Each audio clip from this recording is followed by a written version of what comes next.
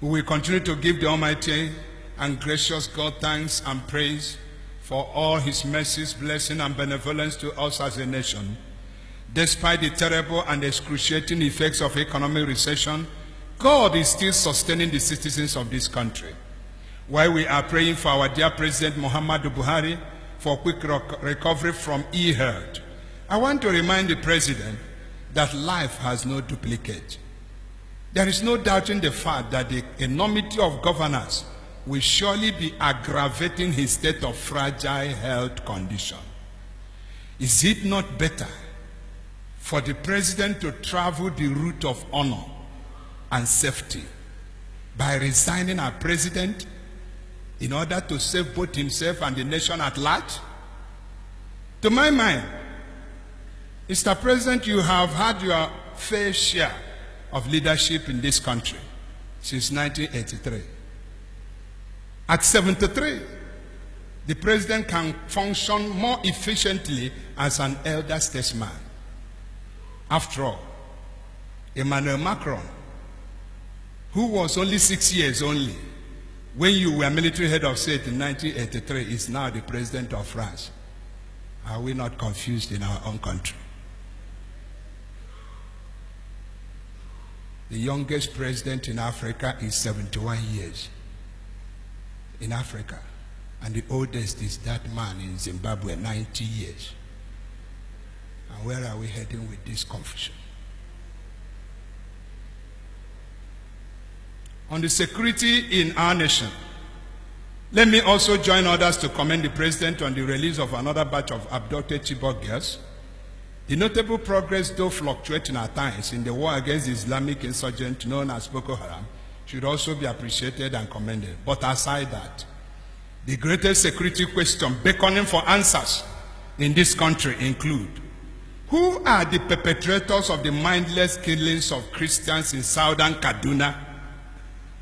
How many of them have been arrested, prosecuted, and sentenced accordingly? Did the security agencies play their expected and established constitutional roles in handling the situation? Why is it almost impossible for the federal government of Nigeria to curb the activities of and tame the voracious, almighty, in quote, Fulani headsmen? Who are the suppliers of the AK-47 guns and the pump-action revolvers they are using and they are carrying? Who are supplying them? When was arms carrying legalized for this baptized Boko Haram group? And we talk of one Nigeria. And young people will march peacefully along the street as IPOB members, and you release armies to shoot them. But armed carriers are not harassed by anybody. And we are one Nigeria. The better we tell ourselves the truth. We are not one Nigeria. Let us go. That is me. What did I say? Let us go. There is nothing that makes an Igbo man a member of this country now. Nothing. And we are afraid to speak in Nigeria, especially our politicians, because of their pockets. The governors of the Southeast are throwing their eyes in the bush, and things are getting wrong because they want to secure their position, and nobody is talking. Have they killed Fashola?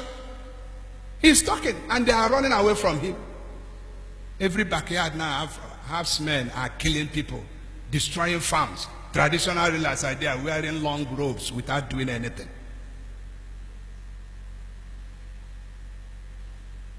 Go to the north, you will travel 3-4 hours. You can't see one recruit policeman on the road.